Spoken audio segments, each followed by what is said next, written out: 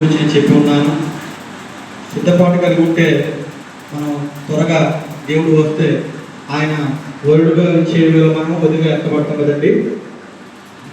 సిద్ధపాటు కలిగి ఉండాలని దాని గురించి మనం తెలుసుకున్నాం. మరి ఈ వారం చిన్నగా ఎక్కువ చెప్పండి. ఒక 10 నిమిషాలు మాకు ముగిస్తాను నేను. నిజమైన స్నేహం ఈరోజు అంశం ఏంటంటే నిజమైన స్నేహం గురించి మనం తెలుసుకుందామండి. నిజమైన స్నేహం లోకంలో ఉన్న స్నేహం కన్నా దేవుడిలో ఉన్న స్నేహం కన్నా ఏంటంటారండి, లోకంలో ఉన్న స్నేహం కన్నా దేవుడిలో ఉన్న స్నేహం చాలా భిన్న. మరి వాక్యంలోకి వెళ్దామంటే ఇది ఎవరి గురించి అంటే దావీదు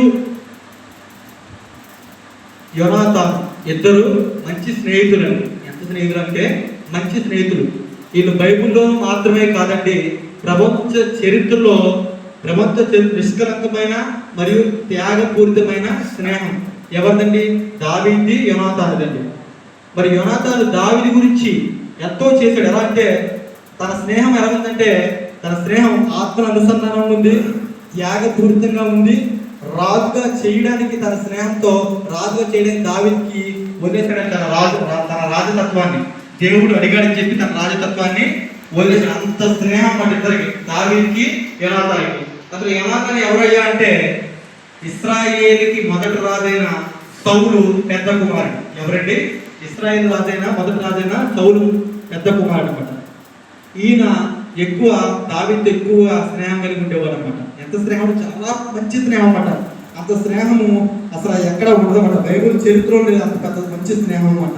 ఆ స్నేహం గురించి మనం తెలుసుకుందామండి.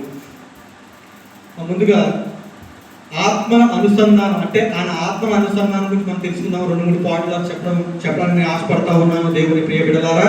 మరి వాక్యం చూసుకున్నట్లయితే 1 సమూయేలు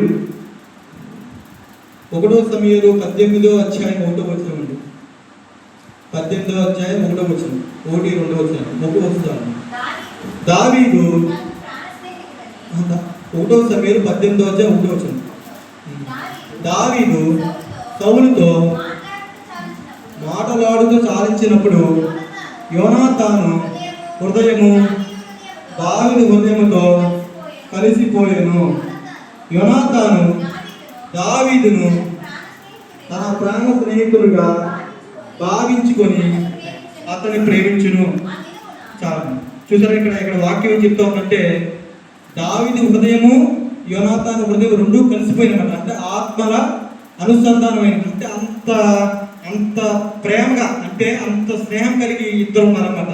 అది ఎక్కడి దాకా వెళ్ళిందండి ఈ స్నేహం అంటే మరోసారి చూసుకున్నాము. యాక్చువల్గా సౌలు తర్వాత వాళ్ళ బిడ్డ యోనాతాను రాజు అవ్వాలి, అంతే కదండి. అంతే, రాజు కుమారుడు యువరాజు అవ్వాలి. కానీ దేవుడు మాట మేరకు, దేవుడు పిలుపు మేరకు ఎవరయ్యారు? సౌలు తర్వాత దావీదు అయ్యాడు. మరి ఎంత త్యాగం చేశాడండి యోనాతాను. త్యాగం ఇప్పుడు గట్టిగా అడగచ్చు, సౌలుని గట్టిగా అడిగి నన్ను చేయి